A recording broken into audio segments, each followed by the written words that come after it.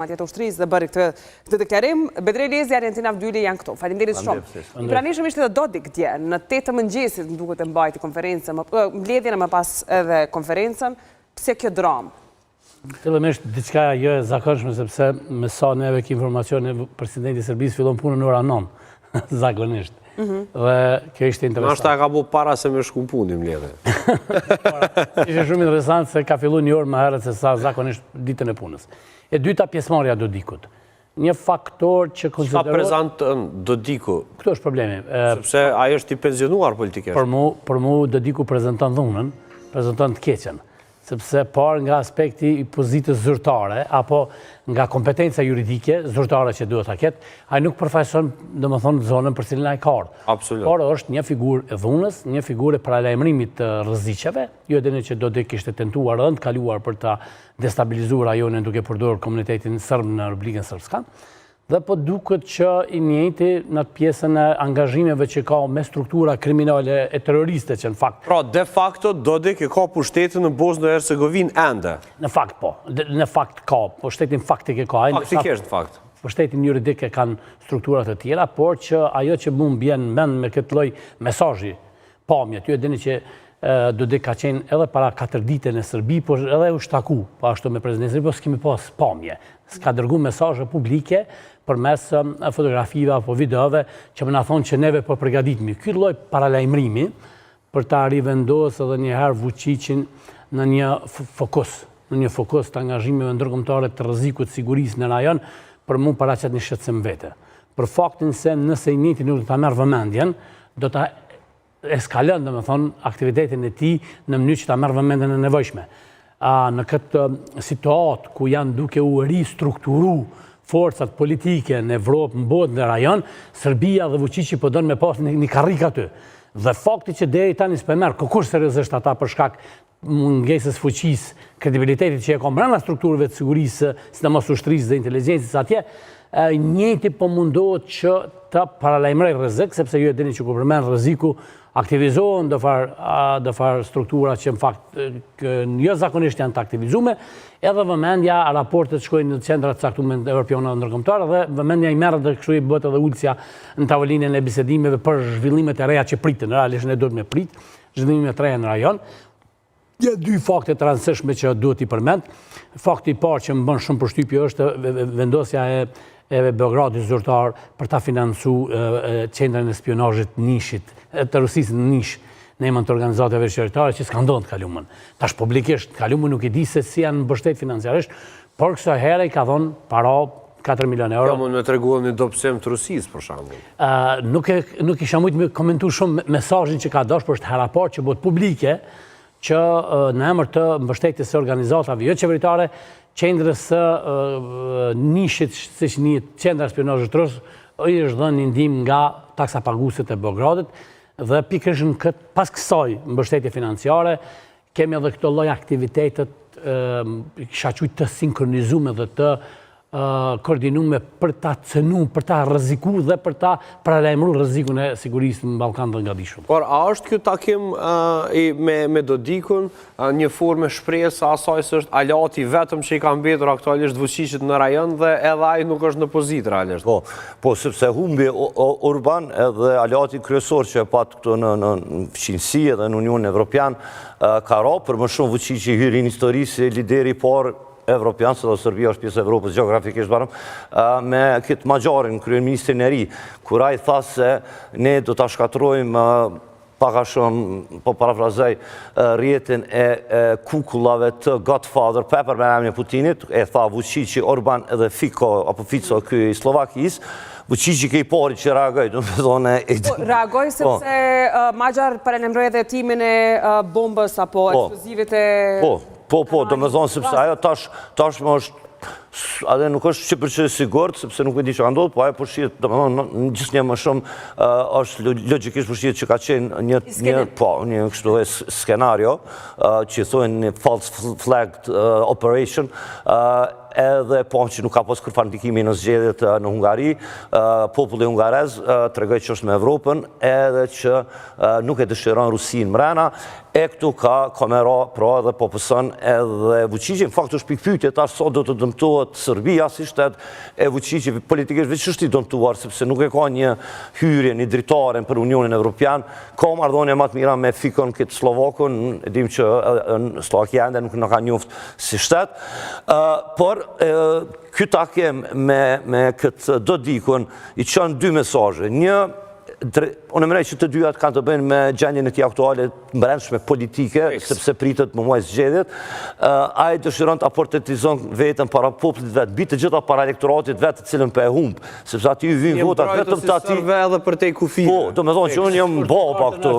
Po, unë jam baba i këtij serbëve, kur e dim edhe se është një numër i madh i ashtu quajtur krajshnikëve të Kninit edhe të Bosnës që jetojnë në Kroaci pas 95-s, domethënë pas Ollujës e këto, ata kanë qëndrime ma nacionaliste, edhe Dodikun e ka një farë godfather, edhe është paksa dhe befasu se rikëthimi ti, sepse nuk i patën shumë marrëdhëniet kur Dodiku arriti të largohet nga lista e zez e kështu që pak u preshën ato marrëdhënie, po si duket ato pas kanë që veç lojna edhe Vučići po do me portretizu vetën si një njeri i fort, edhe duke marrë shkas nga fakti se nuk arriti rezultat mirë në zgjedhjet në 10 komunat. A mund të jetë kjo një lëvizje e cila është si një lloj domino efekti asaj që po ndodh në kanalin e Hormuzit edhe gjithashtu në luftën në Ukrainë? Ne e dim se ka pas një përparim të madh të forcave ukrainase dhe dikon 89.000 ushtarë janë vrarë vetëm 3 muaj të fundit. A ka mundësi që duke marrë parasysh edhe faktin tjetër që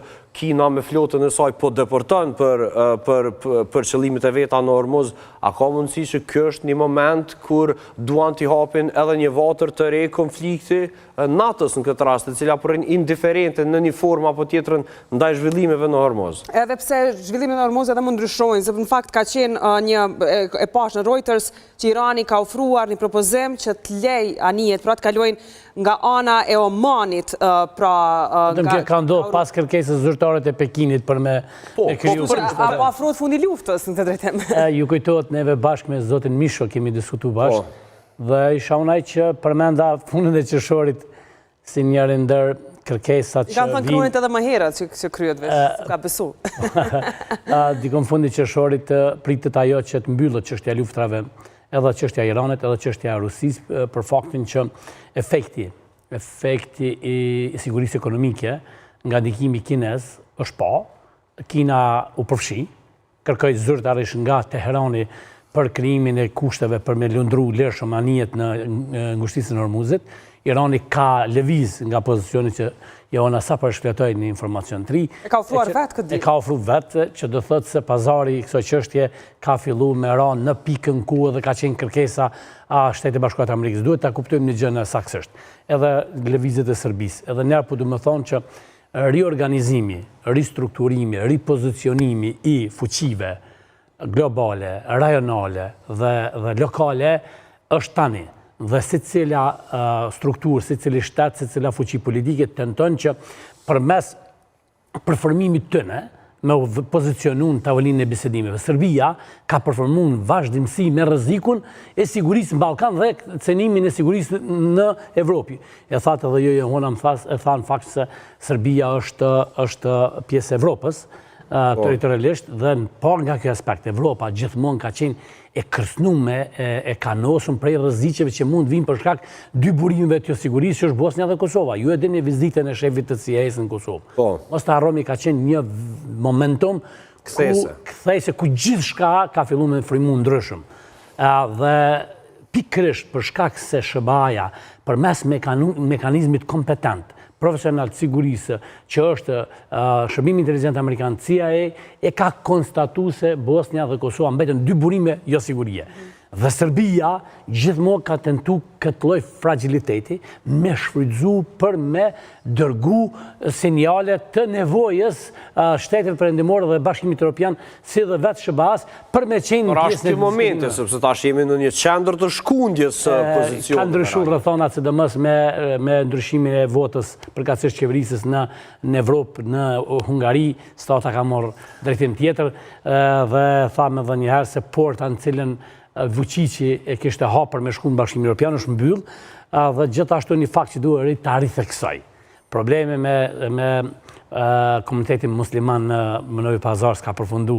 Duhet të përmend edhe një herë faktin që presidenti i Serbisë, presidenti i Turqisë ja përmendi të drejtat e komunitetit musliman atje, që ka do thëtë se ardhja e rivendosja e komandantit të KFOR-it turk që ishte një diçka që s'kishte ndodhur më parë, pikërisht në Kosovë dhe fokusi i forcave turke në zonën kufitare, përkatësisht kufinin me komunitetin bosnjak, ne përkatësisht komunitetin musliman, tregon qartë se disa lëvizje të mëdha janë në para kemi një bashkëpunim ushtarak në mes Serbisë dhe Izraelit.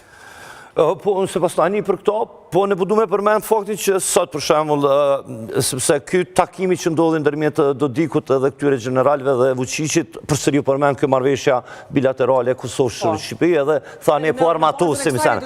Po që ministri i mbrojtjes së Shqipërisë Ermal Nufi pas qenë ka në Kroaci dhe u taku me homologun kroat dhe në pyetjen çka nëse Serbia e sulmon Kosovën, ai ka deklaruar që NATO, Shqipëria dhe Kroacia do të harmonizojnë qëndrimin me NATO, por kjo nuk do të thotë që ne si shtet nuk do të ndërmarrim asgjë në mbrojtje të Kosovës. Një deklarat e mirë e Kroacisë. Po, do të thonë. Mbrojtur Kosovën asë. Nëse më lëni isha vendosë, sepse nëse nuk gaboj dhe shpresoj që nuk më keq kuptojnë, në atë që i kisha paralajmëruar këtë lloj aleance që ndodhi më pas, dhe kur ndodhi disa të tjerë tentuan me bisedu rreth këtë çështje. Aleanca përkatësisht marrëveshja Kosovë, Shqipëri dhe Kroaci është një propozim i Shtetit Bashkuar të Amerikës. Absolutisht. Drejt zhvillimeve të rrezikut të ushtrimit kapaciteteve të NATO në Ballkan. Pra, e bie, më falë, që ta kjarcojme edhe për ata lajekët si puna ime në këto çështje. Pra, ju thoni që një farë forme Amerika sikur e ka humb atë besimin 100% në NATO-n dhe tenton që aleatët e saj të krijojë aleanca të reja në mes tyre. Është një krah teknik ushtarak i cili në rast të performancës dobët NATO-s për shkak zhvillimeve globale, për shkak politikave që ju e dini se është presidenti i Shtetit Bashkuar Trump e ka bët të qartë se në NATO ose do të jemi barabartë qoftë në përfitim, qoftë në investim, ose do të jemi barabartë. Dhe në kuadër të këtyre politikave, riorganizimit të NATO-s, SBA ka para pa një forcë 3 në ditën e Adriatik. Krani edhe njëherë ju kujtohet, do ju tham pse kemi... Mi po bantam pak si që bani Spanja, për shembull, që ta shkojnë Kinë, do të thonë dul krejt ata. Një fakt do ta përmendi. Deti Adriatik, unë kam përmend se kisha mësuar nga një general ushtarak amerikan për pavarësinë e Kosovës në vitin 2004. Fillim 2004, kur më pa thonë se në momentin kur pavarësohet Mali Zi, bëhet pavarësia e Kosovës. Sa çka ka lidhje Kosova Mali Zi? Në detin e Adriatik thonë nuk ka vend për 2 flota, vetëm për ne. Dhe gjithmonë çështja e ruajtjes së detit Adriatik nga SBA-ja është njëra ndër prioritetet kryesore dhe aleanca me Shqipërinë dhe me Kosovën për shkak se Kosova është shteti i SBA-s. Ju e keni pa që SBA-ja ka godit politikanët e Kosovës pikërisht për shkak lejimit të strukturave inteligjente të huaja me vepru në Kosovë. Me vepru në Kosovë në rast në gilenezve. Çka do të thotë se Shteti Bashkuar të Amerikës Kosovën e konsiderojnë si territor të saj. Po, Amerika vetë ka strehuar një gilenez. Edhe këto sa për këtë sojmë Mali Zi, po ashtu me... Falë, dhe pikërisht për këtë arsye, pra ekstradimi i gylenistëve bëri që të kemi pastaj probleme. Ndryshoi komplet organizimin politik në Kosovë, komplet. Sepse është larguar amerikanët. Sepse po është e vërtet, Fethullah Gülen është strehuar në Amerikë, por... Amerikanët kanë një thënie, mikun e madh, nëse të lëndon shumë, mos e godit, po mbyllja qadrën, nëse mbyllë qadrën e lagët vetë. Mirë, në anë tjetra mund të, se me që po të merrut ka shumë, unë kam pak informacione që mund njëse dhe bashkëpunimi ushtarak. Po, që do shta në falë. Prodhimi i armatimit dhe sigurisht Vučić ka në këtë kontekst. Është Vučić, Serbia, momentalisht më shumë të bashkëpunon ushtaratikisht me Kinën edhe me Izraelin. Po, du të themi që Izraeli është një superfuqi e industrisë armatimit dhe ata janë duke u bashkëpunuar, do me thonë, është sektor privat, ata po bashkëpunojnë, po besoj edhe me Shqipërinë, e kanë në plan për me më ndërtuar në përmjes Turqisë, këto fabrikat për drona, për këto gjonat. Ne edhe në këtë deklaratën e Vučićit pas kësoj mbledhjes që ishte shumë, do me thonë që pepelizojnë në mediat e pavarur sërbe është shumë kështë dhe në diskutabile që ka lypë do diku ato pëse ka marrë kur nuk e ka asë një rol, qëfar takimi është kjo, kur kanë marrë pjesë edhe general të Republika Srpskës edhe të këtuj, dhe me thonë, geni farë takimi jashta një strukturë që nështë ta... Jashta konturave politike pranushme. Dhe me thonë, një super strukturë. Kur të kthejmë pak retrospektiv, edhe Serbia, edhe Sloba ka vepru qështu, sepse ne kushe ka përcjell procesin gjyqësor ndaj Slobës në Hag, që cili nuk përfundoj, sepse diq në burg, atë u pat identifikuar një farë krizni shtab apo komiteti krizës, ku ishin vetëm 4-5 veta, Shajnovici, Kerkezi, do me thonë, i siguron të parat, tash kjo mund, sepse e the që ka reaguar edhe NATO në këtu deklarata. Kroati, ministri Kroati, edhe me takime ministrin shqiptar ka deklaruar që kjo aliancë, apo kjo nuk është aliancë ushtarake, po është marrëveshje bashkëpunimi tripalqe, dhe se një marrëveshje të tillë që besa dhe më të gjërë që Serbia po e hesht e kemi bërë në Kroaci në vitin 2010. Ma të thasë se ka pasë edhe ftesë edhe për Serbinë brenda kësaj marrëveshje. Sepse ta shte e shojmë mardhonjën dhe me Kroacisë dhe Serbë. Në menoj që këtë ake ma shumë koni orientum kundër Kroacisë sësa për Kosovë. Zëtri Lezi, qështja është shto? Nuk e lame shkuatu në bërdo. Apo është takim për konsum të brendshëm të Vučićit, apo është një rrezik i cili mund t'i fakturohet rajonet? Jo, Ari, sa thelbin e këtij takimi, që Kroacia e anulloi samitin e Bërdo-Brionit për shkak të Vučićit, kjo është hakmarrja. Lutem ta tregoj një diçka që s'ka qenë publike. Si ping-pong lujta, falë. Edhe kështëshione për të apiktore për të apiktore, falë. Para 3 jave, komandanti i ushtrisë portugalize ka vizitu Serbinë. Dhe në një vizit të tillë kanë vizitu, gjatë vizitës kanë shkuar kanë pa një vend të gjujtjeve të ushtrisë serbe. Dhe në ndërkohë, në atë moment komandanti i ushtrisë portugalize pyet ministrin e mbrojtjes. I thotë, çka është kaq me nxitim ose pse kaq shumë i keni adresuar çështën e marrëveshjes Kosovë, Shqipëri edhe Kroaci. Çai thotë ai, në atë moment i përgjigjet ministri i mbrojtjes së Serbisë, komandantit të Portugalisë. Thotë, shiko këtë vrimën e vogël të plumit, thotë, kaq e vogël kur hyn. Kur del mbrapa thotë se thotë se sa e ka, thotë problemi, thotë kjo vrima thotë që është bë, kjo vrima që e qunë ti të vogël, marrëveshjes, thotë peshën e dalë se ka të madhe. Po, mund të zhanu. Serbia e din shumë mirë që kjo iniciativë ka të bëjë me organizimin e portave të reja. Ne kemi përmend faktin që do t'i bashkangjitet shumë shpejt Bullgaria. Unë besoj që mbrana këtij viti do të kemi një marrëveshje 4 palëshe. Po, unë besoj që në vizitën e kam përmend, në vizitën që do ta ketë presidenti i Shtetit Bashkuar të Amerikës në Tiranë, në kuadër të samitit të NATO-s, do ta zyrtarizoj Kosovën pjesë e NATO-s dhe pashtu do të zyrtarizoj edhe një lloj koalicioni ballkanik, ta quaj ashtu, ku do të jetë Serbia jashtë dhe forca tjera që do të jenë si një strukturë, ndoshta e një familje të NATO-s, por që është një shallon i dytë në rast të zhvillimeve ku NATO do të ketë defokus për shkak të ndryshimeve që do të kemi. Do të përmend një fakt që është shumë interesant tek pjesa e sigurisë. E keni pa një kërcënim serioz që ja ka bë komandanti i Ugandës Turqisë. Po, gruan më të bukur dhe 1 miliard. Çka do të thotë kjo? Unë nuk besoj që është ai kaq i dehur pe quaj ashtu me një deklarim të tillë. Po janë në aspektin e sigurisë mesazhet nga personat uniformës, ushtarak, janë mesazhe të caktuara që kanë për qëllime të caktuara.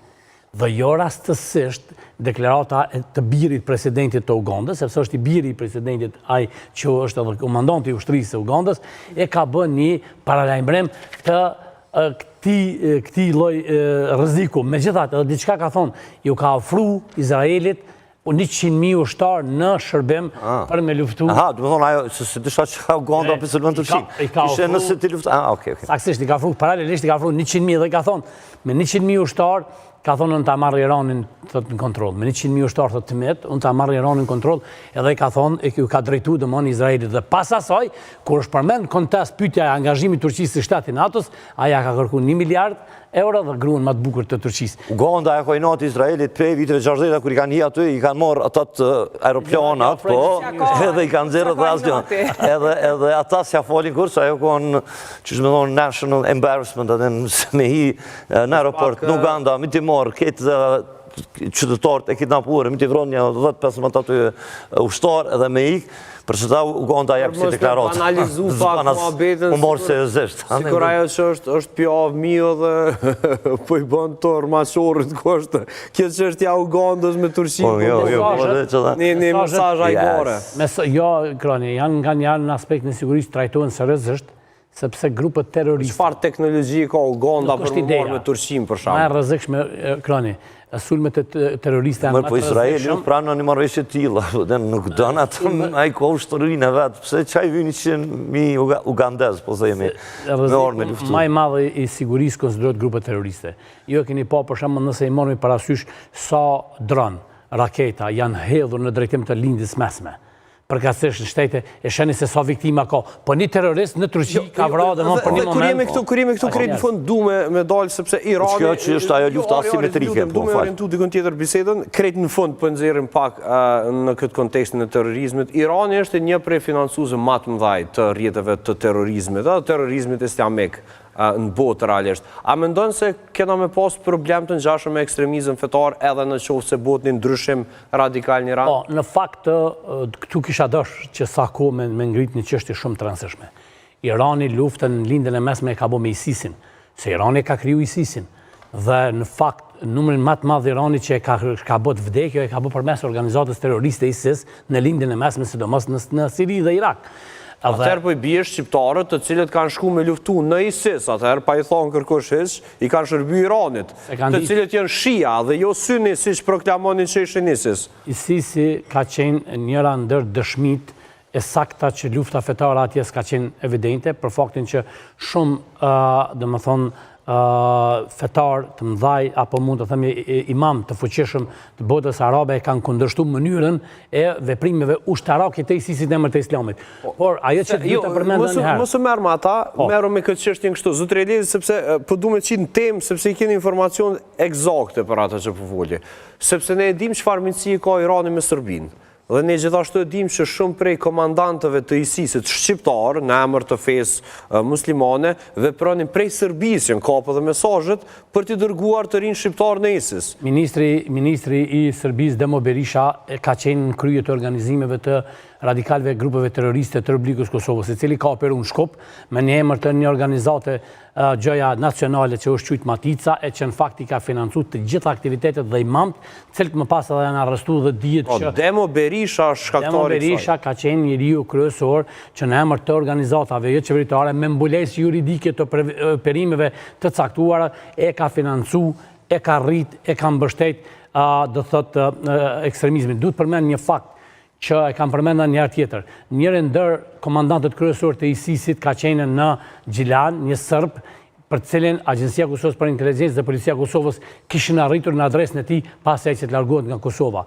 Më kujtohet ky fakt që ka qenë për mu shqetësues për faktin se kam pas dyshime në atë kohë që ka rrjedhur informacione se si komandanti Ilja Muhaxherit ishte largu nga parteshi i Gjilanit dhe nuk ishte arritur që të kapet nga policia e Kosovës për pak orë ai kishte largu. Çka do të thotë se ai ka qenë linja kryesore e Serbisë, përkatësisht e Demo Berishës. E dyta, jo keni pa që sot është i arrestuar një person i cili po trajtohet nga prokuria speciale në ndyshimin se ka punuar në spionazh sa i përket ekstremizmit dhe radikalizmit. Shumë njerëz të cilët ju kanë bashkangjitur asaj lufte kanë mund mësme pas informacione se çka realisht edhe po ndodh. Sepse që pjesa tjetër e angazhimeve ka qenë për me ataku, mund të themi, zhvillimin në një dimenzion krejt tjetër që shkon në dimenzion fetar, e që në fakt këto kanë qenë mos të harrojmë edhe një diçka. shërbimet sekrete, këtë punë e kanë, para përgatitin terrenin për angazhimet të caktuara. Është kurse në rrugë, asfalti është e fundit, ata që bëjnë trasej në rrugës janë punimet më fuqishme. Përgatitjet e tyre. Përgatitjet e tyre. Prandaj në këtë rast Demo Berisha me grupet e tij e kanë mbështet zhvillimin duke u nis nga financat. Një çështje që e kam ngritur dhe asnjëherë s'kemi marrë përgjigjen e nevojshme për institucionet e Republikës Kosovës. Ku i morën parët të gjitha ata persona të cilët shkuan për të shkuar deri në Siri ka pas një kosta financiare. Duke filluar nga bileta, gjanat e tjera, që minimalisht një personi për munis për Siri janë dash 3.000 euro me vete. Pyetja është ku i kanë marrë.